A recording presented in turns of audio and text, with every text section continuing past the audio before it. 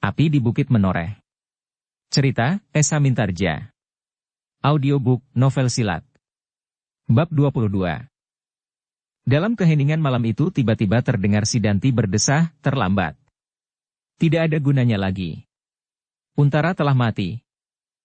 Semua yang mendengar desah itu terkejut. Lebih-lebih Agung Sedayu. Karena itu, maka tiba-tiba ia berkata lantang, jangan memperkecil hati kami. Kami sedang berusaha. Aku memandang segala persoalan menurut pertimbangan nalar, sahut Sidanti, keadaan itu sudah sangat gawat. Apapun yang kalian usahakan akan sia-sia saja. Tidak, potong Widura, kemungkinan masih ada, terdengar Sidanti tertawa pendek, Untara bukan malaikat. Tusukan itu tepat dan dalam. Untara, seperti juga orang lain yang mengalami peristiwa serupa, pasti akan mati. Tutup mulutmu, tiba-tiba Agung Sedayu yang tidak dapat menahan hati lagi membentak lantang, kalau kau tidak merasa perlu untuk menolongnya, jangan membuat kami berputus asa. Sidanti mengerutkan keningnya mendengar bentakan itu. Dengan tidak kalah lantangnya ia menjawab, jangan bersikap seperti kaulah pemimpin laskar ini. Yang mendapat kepercayaan dari Panglima Tamtama adalah Untara, bukan kau. Karena itu jangan membentak-bentak. Aku tidak peduli apakah dan siapakah yang memimpin laskar ini. Tetapi aku tidak mau mendengar kau berkata seolah-olah sudah sewajarnya Kakang Untara harus mati. Kau lihat kami sedang berusaha untuk menolongnya. Itu urusanmu, sahut Sidanti. Aku hanya mengatakan bahwa menurut pendapatku, Untara tidak akan dapat ditolong lagi. Jangan kau katakan di hadapanku. Apa hakmu melarang aku berkata menurut pertimbanganku sendiri? Agung Sedayu bukanlah seorang yang cepat menjadi marah karena pengaruh sifat-sifatnya. Ia adalah seorang yang lemah hati yang memandang semua persoalan dari segi yang paling damai. Tetapi meskipun demikian kali ini ia merasa benar-benar tersinggung. Kakaknya adalah orang yang paling dihormati sepeninggal orang tuanya. Kakaknya adalah orang yang paling baik di muka bumi ini, yang telah banyak berbuat untuknya, untuk kepentingannya. Karena itu, maka tanggapan Sidanti atas kakaknya itu benar-benar telah membakar telinganya sehingga Agung Sedayu itu seakan-akan kehilangan segenap sifat-sifatnya. Tiba-tiba ia menjadi keras dan dengan serta-merta ia berdiri sambil berkata, Sidanti, kau ingin perselisihan, maka sekarang adalah waktunya. Aku selalu mencoba menghindari setiap benturan di antara kita sejauh mungkin. Namun kau selalu membuat persoalan.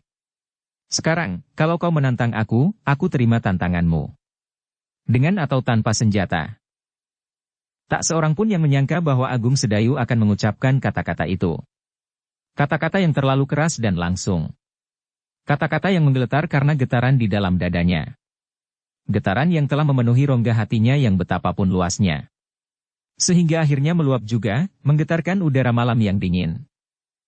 Sidanti pun sama sekali tidak menyangka bahwa Agung Sedayu tiba-tiba saja berbuat demikian. Sesaat ia berdiri termangu-mangu. Dilihatnya di dalam sinar obor yang kemerah-merahan mata Agung Sedayu yang menyala-nyala.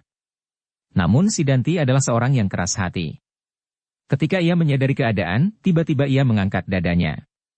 Dengan lantang ia menjawab kata-kata Agung Sedayu, bagus. Aku tantang kau saat ini.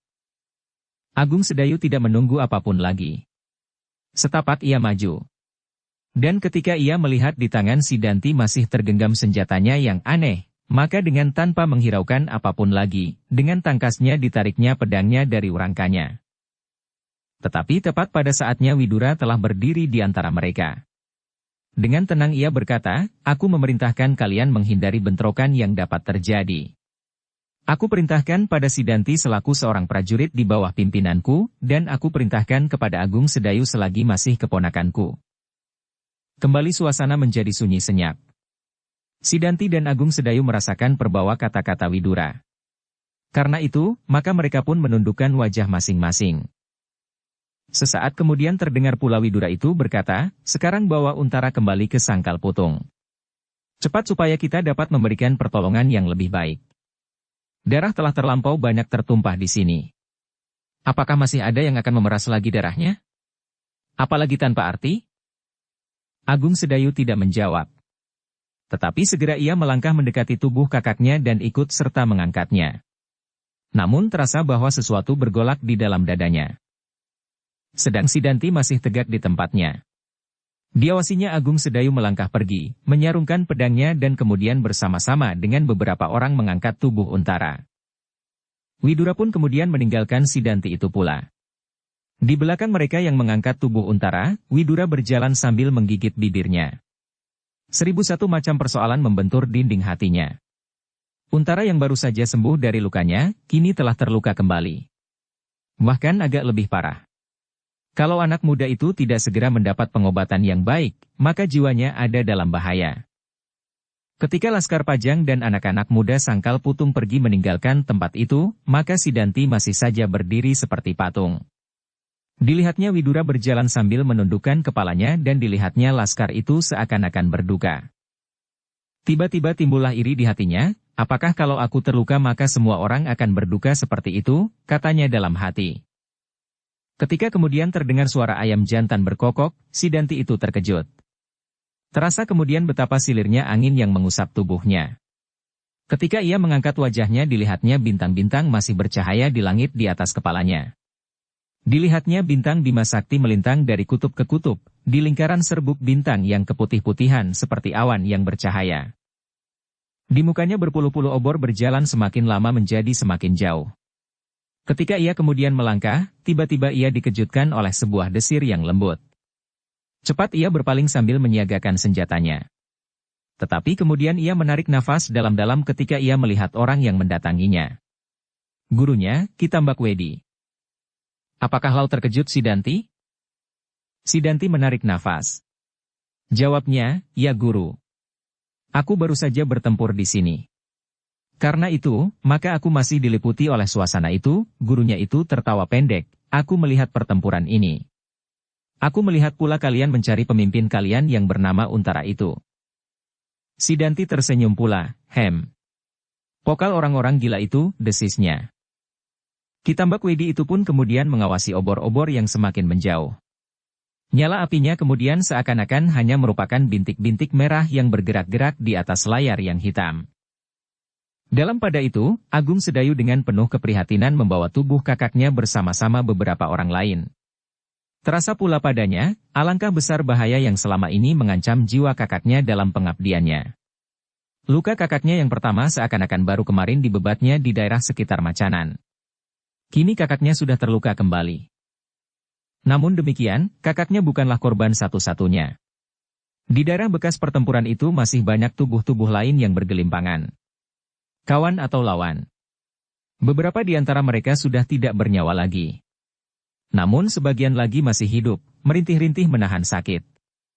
Karena itu, tiba-tiba Agung Sedayu itu berpaling kepada pamannya sambil berkata, Paman, apakah orang-orang lain yang terluka di garis peperangan itu tidak mendapat perawatan seperti Kakang Untara ini? Pamannya mengangguk. Jawabnya, iya. Beberapa orang lain bertugas mengurusi mereka. Baik yang sudah meninggal, maupun yang masih mungkin mendapat pertolongan. Agung Sedayu mengangguk-anggukkan kepalanya. Namun ketika terpandang kembali wajah kakaknya yang pucat, hatinya berdesir keras. Dengan demikian, maka Agung Sedayu dan orang-orang yang membawa Untara itu berjalan semakin cepat. Untara harus segera mendapat pengobatan sewajarnya.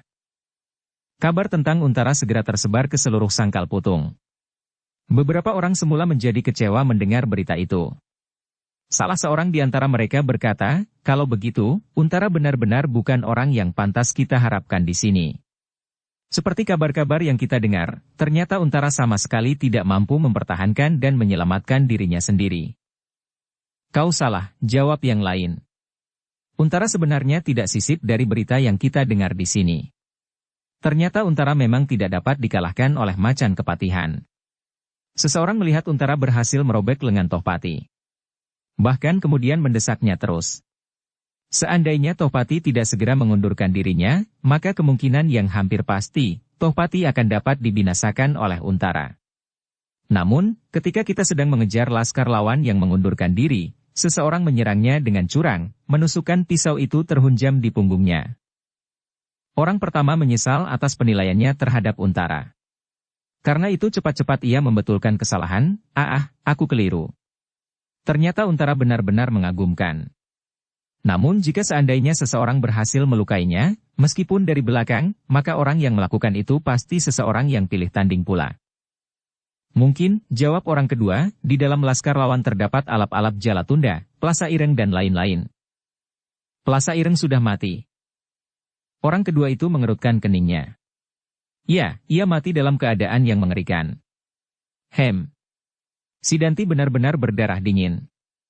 Dengan tangannya ia merobek-robek tubuh lawannya yang sudah tidak berdaya. Sungguh berlawanan dengan Agung Sedayu, sahut yang lain. Menurut Suandaru Geni, Agung Sedayu menyesal ketika ia membunuh seseorang meskipun di dalam peperangan. Kemudian keduanya mengangguk-anggukan kepalanya. Dilihatnya beberapa kawan-kawan mereka sedang berbaring-baring saja di muka regol Kademangan karena kelelahan. Beberapa orang duduk-duduk di halaman, sedang yang lain masih berada di Banjar Desa. Orang-orang yang terluka pun kemudian dibawa ke Banjar Desa itu untuk mendapat pertolongan sekedarnya. Tetapi Untara tidak dibawa ke Banjar Desa. Untara itu oleh Widura disuruhnya membawa ke Kademangan saja. Sebab Untara adalah orang penting bagi Pajang. Mau tidak mau Ki Ageng Pemanahan pasti akan menjadi heran atas keadaannya. Untara itu pun kemudian dibaringkan di dalam peringgitan Kademangan. Agung Sedayu, Widura, Ki Demang Sangkal Putung, Suandaru dan beberapa orang lagi berdiri memagarinya. Mereka menyaksikan dengan penuh haru tubuh Untara yang terbaring diam. Meskipun demikian, mereka masih mempunyai harapan bahwa Untara akan dapat sadar kembali, karena mereka masih melihat dada Untara bergerak-gerak dalam pernafasan yang sulit. Ki Demang pun menjadi gelisah pula. Ia telah menyuruh beberapa orang untuk mencari daun-daun yang menurut pendengarannya dapat menolong sementara, menghentikan aliran darah. Untunglah, gumam Widura, lukanya agak terlalu tinggi, sehingga tidak langsung menyentuh jantungnya. Ki Demang mengangguk-anggukan kepalanya. Meskipun demikian, keadaan Untara cukup berbahaya. Dalam pada itu, hampir setiap orang berbicara tentang Untara, tentang lukanya di punggung. Mereka bersepakat bahwa Untara mendapat serangan dari belakang dengan cara yang curang. Di dalam perang berubuh hal itu memang mungkin sekali terjadi, bisik salah seorang yang bertugas di gardu pertama. Yang diajak berbicara mengangguk. Katanya, tetapi aneh. Tohpati dan Untara bertempur tepat di garis pertempuran. Apakah kemudian Untara mendesaknya hingga masuk ke dalam lingkungan Laskar Jipang, dan dalam pada itu ia mendapat serangan dari belakang? Aku tidak melihatnya demikian. Kita bersama mendesak mereka. Dan mereka mundur dalam satu garis yang teratur, meskipun di sana-sini timbul pula kekacauan yang memungkinkan hal-hal semacam itu terjadi. Tetapi yang melukai Untara pasti bukan Macan Kepatihan. Pasti bukan, jawab yang lain. Mereka kemudian terdiam. Tetapi mereka dikejutkan oleh sebuah bayangan yang perlahan-lahan mendatanginya. Orang-orang itu segera bersiaga. Dengan menggenggam hulu pedangnya yang masih disangkutkan di dalam sarungnya ia menyapa, siapa itu? Orang yang disapa itu mengangkat wajahnya. Sambil berjalan terus ia menjawab, aku Ngger, aku. Aku siapa? Bertanya penjaga itu pula. Orang yang disapanya itu berjalan semakin dekat. Dengan langkah satu-satu ia menjadi semakin jelas. Seorang tua dengan sebuah tongkat kecil di tangannya. Siapa itu? Penjaga itu mengulangi. Aku Ngger, aku, jawabnya. Suaranya pun telah memberitahukan kepada para penjaga bahwa orang itu adalah seorang tua. Siapa namamu? Orang itu sudah dekat benar. Dengan nafas terengah-engah ia berkata, Aku hampir mati ketakutan melihat pertempuran itu. Kau melihat pertempuran itu, kek? Bertanya salah seorang penjaga. Ya, aku melihat, jawabnya. Kenapa melihat? Kalau kau hampir mati ketakutan? Aku tidak sengaja melihat. Aku berjalan lewat daerah itu. Dan di daerah itu terjadi pertempuran. Mau kemana kau sebenarnya kakek? Aku berjalan lewat daerah itu. Pulang ke Dukuh Pakuwon. Dukuh Pakuwon, bertanya para penjaga keheranan, dari mana? Orang itu terdiam. Nafasnya masih saja terengah-engah. Baru kemudian ia menjawab, aku baru saja pulang dari pesisir. Dari pesisir? Ya. Aku baru saja mencari kulit kerang hijau. Kulit kerang ini sangat baik untuk mengobati luka-luka. Kau dapatkan kulit kerang itu? Ya. Dapatkah dipakai untuk mengobati luka senjata tajam? Tentu. Tentu. Banyak kawan-kawan kami terluka. Apakah kau mau mengobati mereka? Tentu. Tentu. Dukung channel Novel Silat dengan subscribe, follow, like, komen dan share. Penjaga itu menjadi ragu-ragu sejenak. Ia tidak dapat percaya begitu saja kepada orang yang belum dikenalnya. Karena itu, maka katanya kemudian, pemimpin kami terluka. Marilah, aku antarkan kau ke Kademangan. Biarlah para pemimpin yang menentukan, apakah obatmu dapat menolongnya. Siapakah yang terluka? Untara. Untara, kakek itu mengulang. Orang tua itu pun kemudian dibawa oleh beberapa orang penjaga ke Kademangan. Ketika mereka sampai di Pendapa, maka mereka melihat beberapa orang masih sibuk di peringgitan sehingga para penjaga itu menjadi ragu-ragu. Tetapi karena keinginan mereka untuk mengantarkan orang tua itu, maka diberanikan dirinya mengetuk pintu yang masih terbuka itu. Widura berpaling ke arah mereka. Dilihatnya seorang penjaga berdiri tegak di muka pintu. Ada apa? Katanya. Maka diceritakannya tentang orang tua yang telah mendapatkan kerang hijau yang dapat untuk menyembuhkan luka-luka. Widura yang sedang digelisahkan oleh luka Untara itu tidak berpikir panjang. Segera ia berkata bahwa orang itu masuk kemari. Orang tua itu pun segera dipersilakan masuk ke peringgitan. Namun demikian ia melangkah pintu, terdengarlah Agung Sedayu menyapanya lantang, "Kitanu Metir." Orang tua itu memandang berkeliling. Akhirnya dilihatnya Agung Sedayu di antara mereka. Karena itu, maka tampaklah ia tersenyum sambil menganggukkan kepalanya, "Kau di sini juga, Ngger?" "Ya Kitanu. Aku menunggui kakakku yang terluka." Tiba-tiba Agung Sedayu itu teringat pula kepada peristiwa yang dialaminya di Macanan. Maka katanya pula, "Kitanu. Kakakku yang terluka ini ada kakakku itu pula. Kakang Untara." "Heh," orang tua itu terkejut, "apakah Angger Untara belum sembuh?" Semua orang yang berada di peringgitan memandang orang tua yang bernama Kitanu Metir itu dengan seksama. Mereka menjadi heran bahwa ternyata orang itu agaknya telah mengenal Untara dan Agung Sedayu dengan baik. Agung Sedayu pun kemudian menjelaskan, "Kakang Untara baru saja terluka dalam pertempuran di perbatasan Sangkal Putung. Bukan luka yang dahulu." Kitanu Metir mengangguk-anggukan kepalanya. Kemudian katanya, "Itu adalah akibat dari kedudukannya. Baru saja Angger Untara sembuh, kini ia telah terluka kembali." "Ya Kiai," sahut Widura, "setiap prajurit menyadari hal itu. Kami pun di sini menyadari, dan Untara pun menyadari." "Angger benar," jawab Kitanu Metir sambil mengangguk-anggukkan kepalanya. Kemudian katanya, "Siapakah Angger ini?" Widura ragu-ragu sesaat. Yang menjawab adalah Agung Sedayu, paman Widura. Pemimpin Laskar Pajang di Sangkal Putung. "Oh," desa orang tua itu, yang kemudian berkata pula kepada Widura, "Angger, apakah aku diperbolehkan mencoba mengobati luka Angger Untara?" "Silakan Kiai. Kami akan berterima kasih kepada Kiai. Menurut cerita yang pernah aku dengar, Kiai pernah juga merawat Untara beberapa waktu yang lewat." "Ya," sahut Kitanu Metir sambil melangkah maju. Kemudian dengan sangat hati-hati ia mengamati dan meraba-raba luka Untara itu.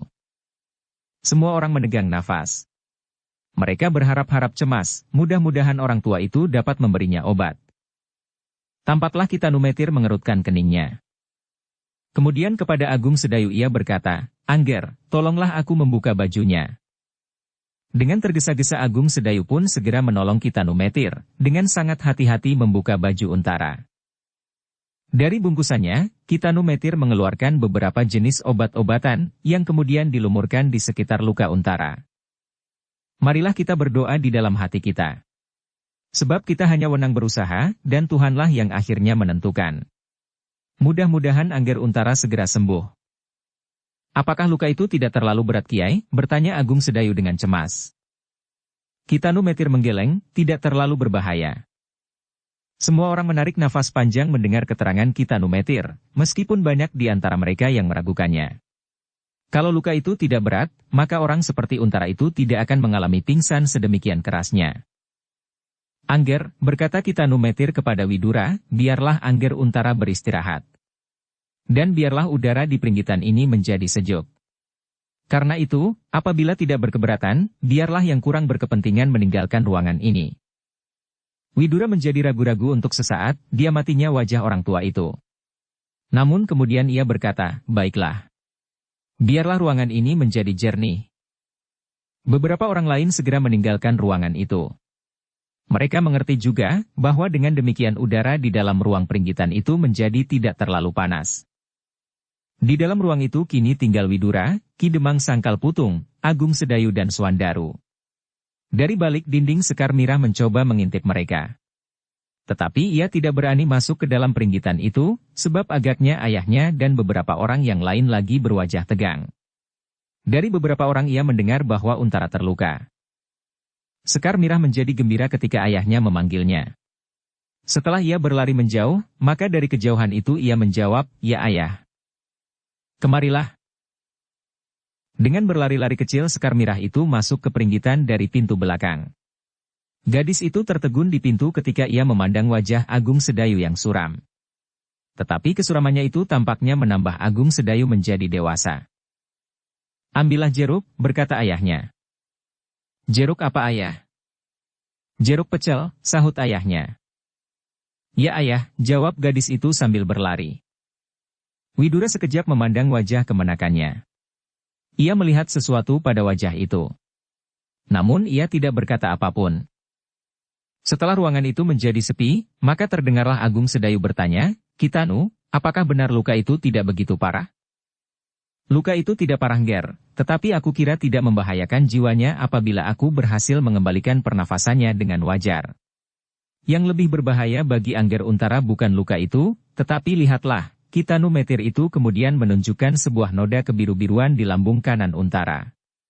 Semua yang menyaksikan noda itu terkejut karenanya. Dengan serta-merta Agung Sedayu bertanya, "Noda apakah itu Kiai?" Sebuah pukulan yang tepat di arah ulu hati. Untunglah bahwa pukulan itu dilakukan agak tergesa-gesa, sehingga agaknya belum mempergunakan tenaga sepenuhnya. Semua orang yang berada di tempat itu merenungi noda itu dengan seksama. Mereka melihat di sekitar noda yang kebiru-biruan itu menjadi agak bengkak dan berwarna kemerah-merahan. "Ada dua kemungkinan Kiai," berkata Widura, "pukulan itu tidak dilakukan dengan sepenuh tenaga karena tergesa-gesa atau memang penyerangnya kurang mempunyai tenaga untuk membuat Untara itu menjadi semakin parah." Kitanu Metir mengangguk-anggukan kepalanya. Katanya, "Iya. Mungkin. Namun menilik kemudian yang dapat dilakukan atas Angger Untara, maka orang itu pasti bukan orang kebanyakan." Kembali ruangan itu menjadi diam. Masing-masing mencoba untuk mencari setiap kemungkinan yang dapat terjadi atas Untara itu, namun tak seorang pun yang mampu untuk mencoba menebak, siapakah yang telah melakukannya. Peringgitan itu kini menjadi sepi. Kitanu Metir masih saja merenungi tubuh Untara. Diraba-rabanya dan dipijit-pijitnya. Sekar Mirah pun kemudian masuk kembali ke peringgitan itu dengan beberapa buah jeruk nipis. Diserahkannya jeruk itu kepada ayahnya, dan kemudian oleh ayahnya, jeruk itu diberikannya kepada Kitanu Metir. "Terima kasih," sahut dukun tua itu. Setelah dipotong-potong maka jeruk nipis itu pun diperasnya dan dicampurkannya pada ramuan obat-obatan. Dengan ramuan itu Kitanu Metir mencoba mengurut-urut jalan pernafasan Untara. Dari lambung, dada dan punggungnya. Sesaat kemudian terdengarlah Untara itu berdesah. Lalu terdengar pula sebuah tarikan nafas yang panjang. "Bagaimana Kiai?" terdengar Widura bertanya. Kitanu Metir tidak segera menjawab. Ia masih menekan bagian bawah dada Untara dan mengurutnya perlahan-lahan. Sekali lagi Untara menarik nafas panjang, kemudian terdengar ia mengeluh pendek. Agung Sedayu, Widura, dan Ki Demang Sangkal Putung mendesak maju. Sedang Swandaru Geni berdiri kaku di belakang ayahnya. Mereka kemudian menarik nafas lega ketika Kitanu Metir itu berkata, "Pernafasan Angger Untara sudah berangsur baik. Mudah-mudahan segera ia menjadi sadar kembali." Gabungan dari dua luka di tubuhnya, benar-benar menjadikannya menderita. Luka tusukan di punggungnya telah sangat melelahkannya, dan noda biru itu telah mengganggu pernafasannya. Ternyata gerak dada Untara kini telah jauh berbeda. Kini Untara telah tampak bernafas dengan mudah. Sekali-sekali ia telah bergerak dan menggeliat perlahan-lahan sekali. Apalagi dengan obat-obat yang dilumurkan oleh Kitanu Metir pada lukanya, sama sekali telah menyumbat pendarahan. Kemudian Kitanometer yang menarik nafas dalam-dalam. Lirih ia bergumam, mudah-mudahan. Setelah pernafasan Untara itu menjadi baik kembali, serta beberapa kali ia telah dapat menggerakkan tangannya, maka Kitanometer itu pun berkata, biarlah Angger Untara tidur. Ia kini sudah tidak pingsan lagi. Namun karena tubuhnya yang sangat lemah, maka ia belum dapat menyadari dirinya sesadar-sadarnya. Jadi, luka-luka itu tidak membahayakan jiwanya Kiai, desak Agung Sedayu Kitanometer menggeleng, marilah kita berdoa. Mudah-mudahan dugaanku benar. Angger Untara akan sembuh kembali. Ruang peringgitan itu menjadi sepi kembali. Mereka kini tidak lagi berdiri melingkari Untara, namun mereka kini duduk di samping tubuh Untara yang masih terbaring diam. Sekar Mirah yang tidak pergi keluar sejak ia menyerahkan jeruk pecel kini ikut duduk di situ pula. Tetapi ia menjadi kecewa ketika ayahnya berkata, Mirah, manakah minuman kami? Sekar Mirah tidak menjawab, tetapi ia segera berdiri dan sambil bersungut-sungut ia keluar dari peringgitan pergi ke dapur. Sejenak kemudian, mereka yang duduk di peringgitan itu serentak berpaling, ketika mereka mendengar gerit pintu terbuka. Di muka pintu itu mereka melihat, si Danti berdiri tegak. Ketika dilihatnya Widura maka anak muda itu menganggukkan kepalanya. Kakang Widura, katanya, apakah aku boleh masuk? Apakah kau mempunyai suatu keperluan si Danti? Bertanya Widura. Si Danti mengangguk sambil menjawab, ya Kakang. Kemarilah, sahut Widura. Si Danti itu pun kemudian masuk ke peringgitan dan duduk di samping Widura. Di tangannya ia memegang sebuah bungkusan kecil. Kakang, katanya, aku telah mencoba menghubungi guruku. Aku katakan kepada guru bahwa Kakang Untara terluka. Aku coba mengatakan besar, dalam dan letak luka itu, si Danti berhenti sesaat. Dicobanya mengawasi wajah-wajah mereka yang duduk di sekitarnya. Ketika tak seorang pun menjawab maka si Danti itu meneruskan, namun sayang, menurut guruku, luka demikian adalah luka yang sangat berbahaya. Luka yang tak akan mungkin diobati. Meskipun demikian, maka kita wajib berusaha. Dan guruku pun akan mencoba menolongnya apabila mungkin. Namun segala sesuatu bukanlah kita yang menentukan. Dan inilah obat yang aku terima dari guruku itu. Biarlah aku mencoba mengusapkannya pada luka itu. Widura mendengar kata-kata si Danti itu dengan heran, dan bahkan sesaat ia berdiam diri. Timbullah perasaan aneh terhadap si Danti. Ternyata anak itu tidak sejahat yang disangkanya. Dalam keadaan yang sulit, ia berusaha pula untuk berbuat sesuatu meskipun hasilnya belum pasti akan tampak. Karena itu, maka sesaat kemudian menjawab, terima kasih si Danti. Agung Sedayu pun menjadi heran pula. Tiba-tiba matanya menjadi suram. Ia menyesal bahwa ia telah memusuhi anak muda itu.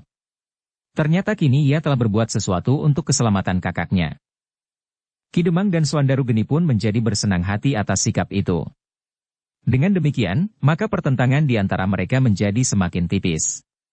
Dan karenanya akan terjalinlah persatuan yang bulat di antara semua kekuatan di Sangkal Putung.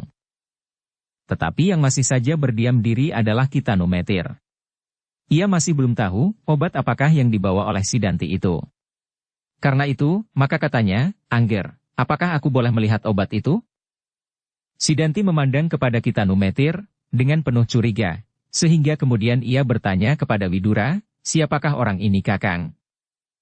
Widura berpaling kepada Kitanometer, kemudian jawabnya, orang inilah yang telah melakukan pertolongan pertama kepada Untara. Namanya Kitanometer. Kitanu adalah seorang dukun yang berpengalaman. Si Danti mengerutkan keningnya. Tampaklah dari sorot matanya, bahwa ia tidak senang melihat kehadiran Kitanometer. Maka katanya, apakah Kitanometer dapat pula mengobati? Atau barangkali seorang dukun yang dapat menebak hati orang? Atau menenung orang dari jauh dan menaruh guna-guna. Oh tidak Ngger, sahut Kitanometer, aku bukan dukun semacam itu. Aku sama sekali tidak dapat menebak hati orang, meraih guna-guna apalagi menenung. Yang aku ketahui hanyalah sekedar beberapa jenis obat-obatan yang dapat dipakai untuk mengobati luka. Itu pun hanya aku dengar dari nenek dan kakek. Hanya itu. Dan sekarang aku mencoba mengobati luka Untara dengan cara yang pernah aku pelajari dari orang-orang tua itu. Si Danti mengangguk-anggukan kepalanya. Kemudian katanya, kalau begitu, obat ini adalah obat yang pasti akan lebih baik dari obat Kitanumetir. Sebab obat ini diberikan oleh guruku, Kitambakwedi. Kitanumetir mengangguk-anggukan kepalanya. Ditatapnya wajah Sidanti dan Agung Sedayu berganti-ganti. Kemudian ia menyahut, mungkin Kitambakwedi itu seorang dukun yang pandai. Tetapi apakah Yai dapat mengobati tanpa melihat luka itu? Tentu, jawab Sidanti, Kitambakwedi dapat mengobati apa saja meskipun luka itu tidak dilihatnya. Sebab ia pasti tahu bahwa luka senjata pada dasarnya sama saja. Menghentikan aliran darah dan kemudian memampatkan luka itu untuk memulihkan jaringan daging yang telah pecah dan sobek. Ya, begitu pula lah yang pernah aku dengar dari orang-orang tua, berkata Kitanumetir, namun setiap luka di tempat yang berbeda-beda membawa cirinya sendiri-sendiri. Dan luka Angger Untara itu pun sudah pampat dan tidak mengalirkan darah lagi. Sidanti mengerutkan keningnya. Ia menjadi semakin tidak senang melihat Kitanumetir berada di ruangan itu.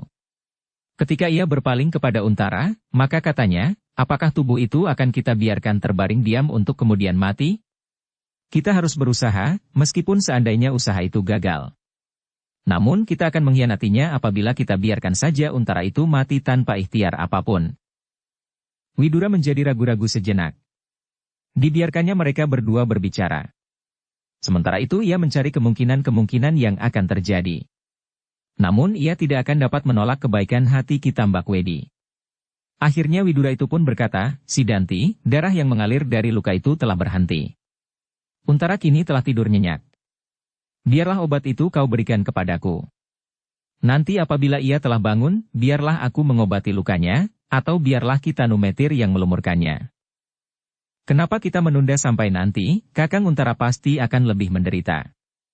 Kalau kemudian terlambat, maka akan sia-sia segala usaha. Tetapi pasti tidak dapat sekarang, potong Kitanumetir.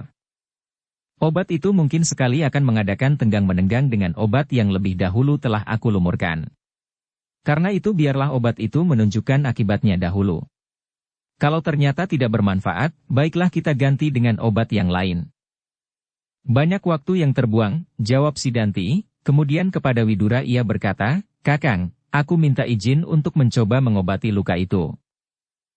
Nanti dulu Sidanti, berkata Widura sambil berdiri, jangan memaksa.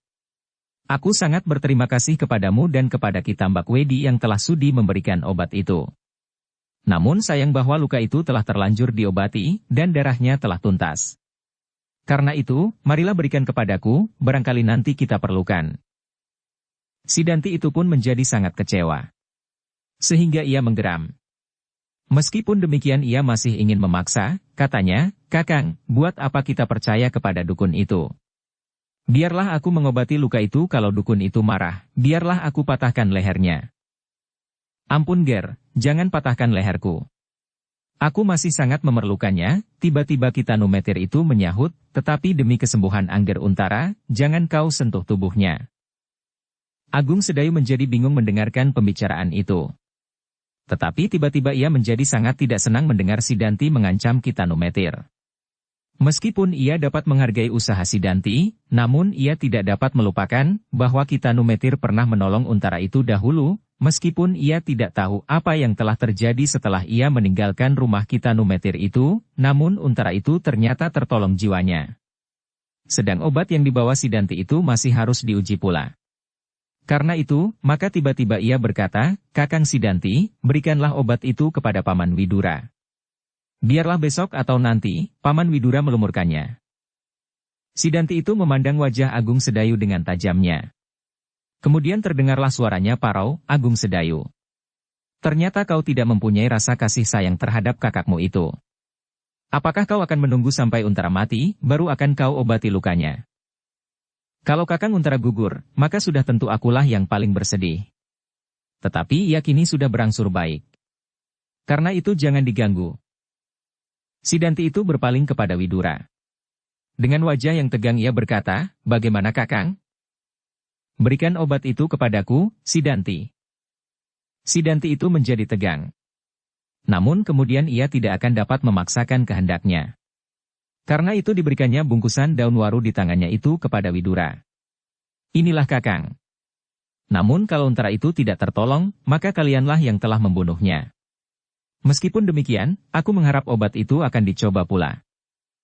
Baiklah, kami akan mencoba obat ini besok kalau ternyata kami perlukan. Sidanti tidak berkata-kata lagi. Setelah bungkusan di tangannya itu diterima oleh Widura, maka segera ia meninggalkan ruangan itu. Sekali ia berpaling ke arah Kitanumetir, dan sekali kepada Agung Sedayu. Kitanumetir menangkap pertanyaan yang menyorot dari mata Widura. Ia ingin penjelasan tentang obat itu. Karena itu, maka Kitanumetir itu pun berkata, "Angger Widura, apakah aku boleh melihat obat itu?" Widura kemudian duduk kembali di tempatnya. Diberikannya bungkusan daun waru di tangannya itu kepada Kitanumetir. Katanya, "Cobalah lihat Kiai, apakah obat ini bermanfaat pula?" Dengan hati-hati Kitanumetir membuka bungkusan itu. Ketika ia melihat obat yang terbungkus di dalamnya tampak ia terkejut. Namun kemudian wajahnya menjadi tenang kembali. "Bagaimana Kiai?" bertanya Widura ingin tahu. Kitanumetir mengangkat alisnya. Sambil mengangguk-anggungkan kepalanya ia berkata, "Aku tidak dapat memberikan obat ini kepada Angger Untara, sebab aku tidak melihat manfaatnya." Widura memandang Kitanumetir dengan penuh pertanyaan. Kitambak Wedi adalah seorang yang cukup sakti. Namun apakah kata-kata Kitanumetir sebenarnya?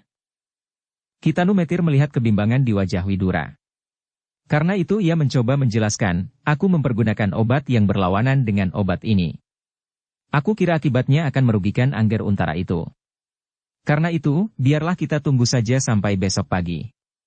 Mudah-mudahan obat yang aku berikan akan berguna." Ruangan itu kemudian menjadi sepi kembali. Di kejauhan terdengar ayam jantan berkokok bersahut-sahutan. "Hampir fajar," gumam Kitanumetir. Agung Sedayu mengangguk.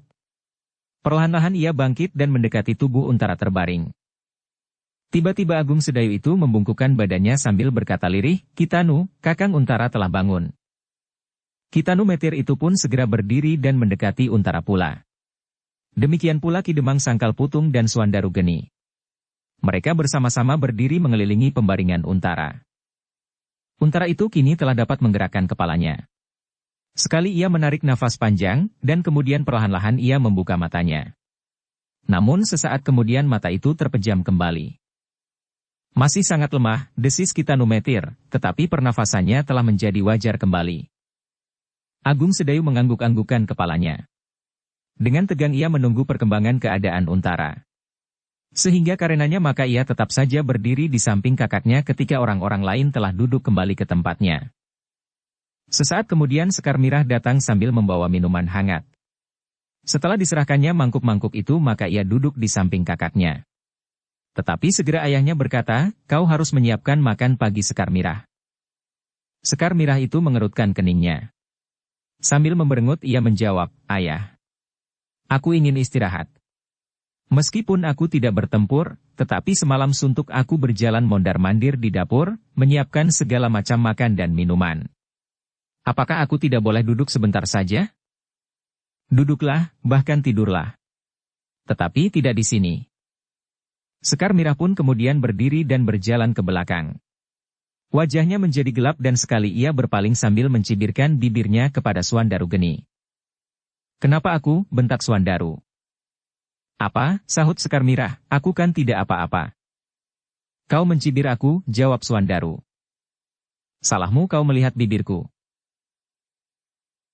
Suandaru masih akan menjawab, tetapi ayahnya telah menggamitnya. Karena itu ia berdiam diri. Tetapi dengan tangannya ia mengacungkan tinjunya ke arah Sekar Mirah. Sekali lagi Sekar Mirah mencibirkan bibirnya kepadanya. Namun kemudian ia tenggelam ke balik pintu.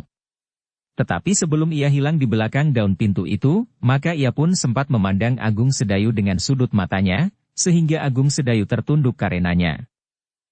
Tetapi perhatian Agung Sedayu kini bulat-bulat tertuju kepada kakaknya, karena itu ia hampir tak memperdulikan apa saja yang terjadi. Ia mendengar juga sekali Sekar Mirah berteriak di belakang rumahnya, "Gila," berkata Sekar Mirah itu, "pergi sendiri." Suandaru mengangkat kepalanya. Hampir saja ia berdiri kalau ayahnya tidak menahannya, "Bukan kau Suandaru." Widura menggigit bibirnya. Pasti Sidanti telah mengganggunya. Anak itu benar-benar anak yang keras kepala. Namun Widura telah tidak segera berbuat apa-apa, sebab suara Sekar Mirah itu pun telah hilang, dan bahkan dekat di balik dinding gadis itu menggerutu, "Anak setan. Kenapa ia tidak mati dibunuh macan kepatihan?" Dalam pada itu sekali lagi Agung Sedayu melihat Untara menggerakkan kepalanya. Kemudian perlahan-lahan ia membuka matanya. Ketika ia melihat Agung Sedayu berdiri di sampingnya terdengar ia berdesis, "Sedayu."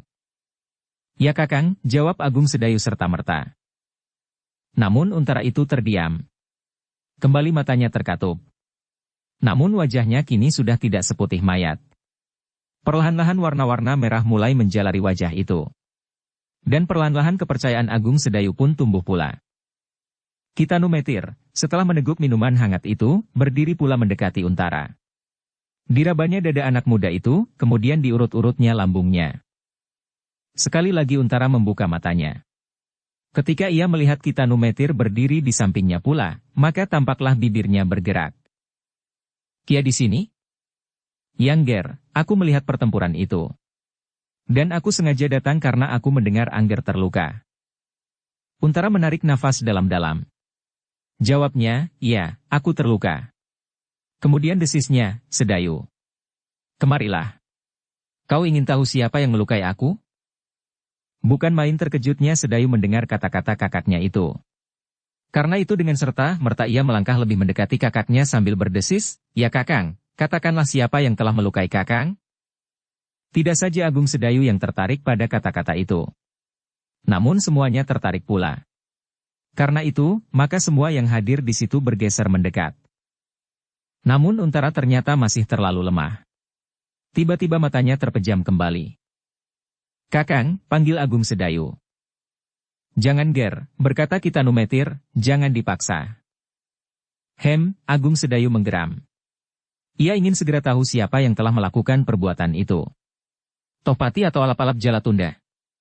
Tetapi ia harus bersabar lagi menunggu Untara itu menjadi lebih kuat. Di luar, kabut yang tebal mulai turun. Namun ayam jantan yang berkokok semakin lama menjadi semakin ramai bersahutan. Meskipun demikian, lewat pintu mereka masih melihat kehitaman yang kelam di antara kabut yang keputih-putihan.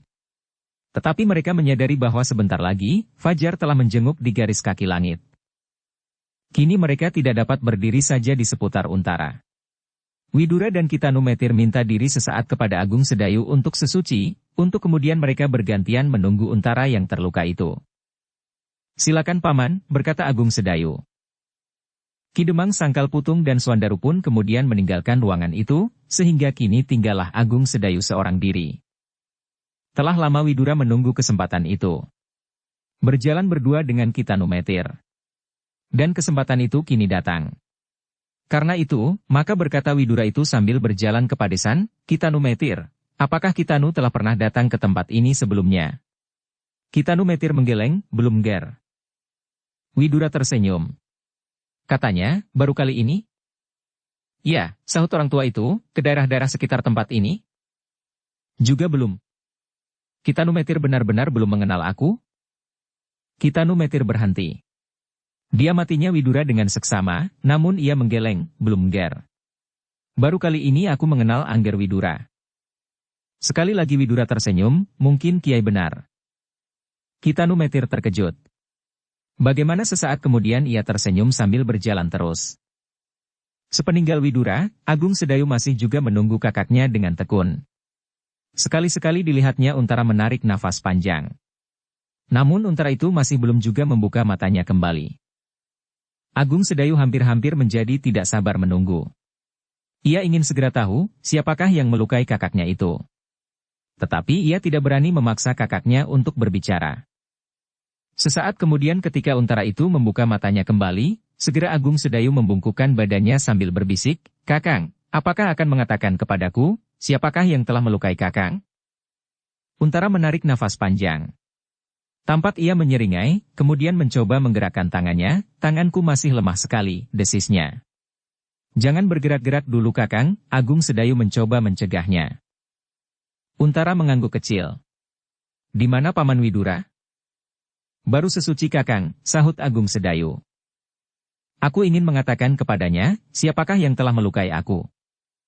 Katakanlah Kakang, selagi Kakang sempat, nanti Kakang dapat tidur dengan nyenyak. Di mana pamanmu? Biarlah nanti aku sampaikan. Untara menarik nafas dalam-dalam. Kemudian dengan susah payah ia berkata, Agung Sedayu. Sebenarnya aku telah berusaha untuk melupakan setiap persoalan yang ada di antara kita masing-masing yang berada di tempat ini untuk kepentingan yang lebih besar. Tetapi ternyata aku menghadapi bahaya yang hampir saja merenggut nyawaku. Kalau kali ini aku, maka mungkin lain kali Paman Widura dan kau. Karena itu maka sebelum terjadi, kau harus mencegahnya. Aku percaya bahwa kau akan dapat melakukannya bersama Paman Widura. Ya Kakang, sahut Agung Sedayu tidak sabar, aku siap berbuat. Jangan orang itu mendapat kesempatan meninggalkan tempat ini. Dengan demikian ia akan menjadi lebih berbahaya bagimu dan bagi Sangkal Putung. Ya Kakang, tetapi siapakah itu? Di manakah Pamanmu Widura? Sebentar lagi ia datang. Aku akan mengatakannya. Ya. Memang harus dilakukan secepatnya. Kalau ia tahu aku belum mati dan masih dapat mengatakannya, maka ada kemungkinan ia segera akan kembali. Ya, sahut Agung Sedayu tidak sabar. Anak itu adalah Sidanti. Alangkah terperanjat Agung Sedayu, Sidanti, ulangnya, bagaimana mungkin? Bukankah ia berada di sayap yang lain? Sayap itu telah bergabung dengan induk pasukan ketika kami mengejar lawan. Dan ternyata Sidanti telah melakukan rencananya sendiri.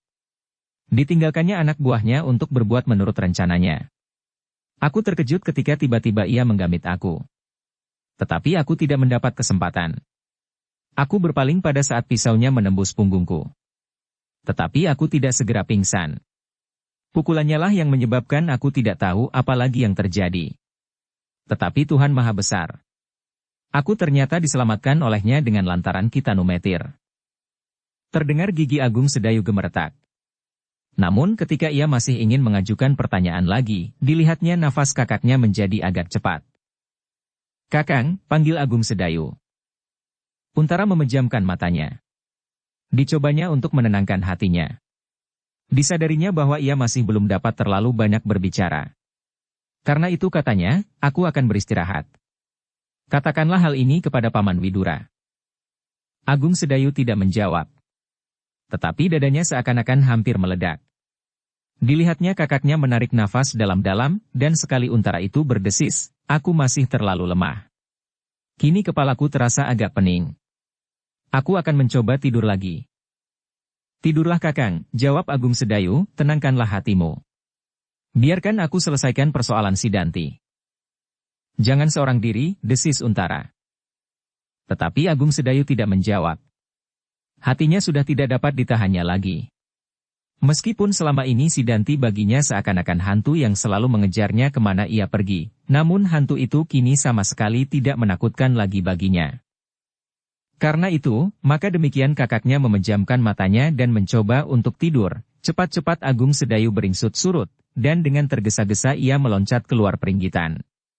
Sedemikian tergesa-gesa sehingga ia lupa menyandang pedangnya yang telah diletakkannya di samping pembaringan kakaknya itu. Bersambung ke bab 23.